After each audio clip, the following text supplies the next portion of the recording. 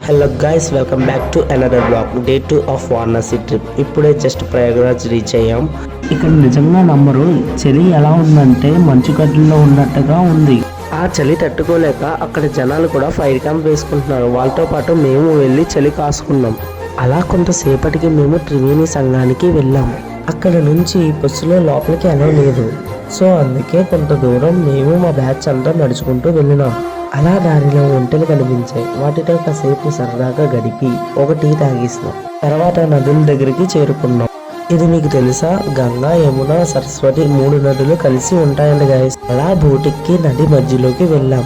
అక్కడ sun rise అవుతుంటే boats fly అవుతున్నాయి. ఆ వ్యూ చూడడానికి చాలా బాగుంది గైస్, మీరు చూడండి.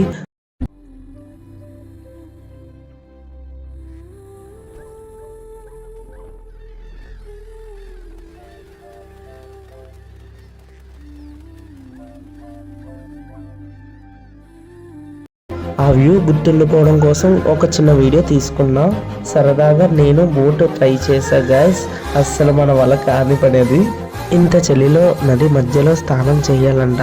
ఊహించుకోండి గైస్ ఎలా ఉంటుందో.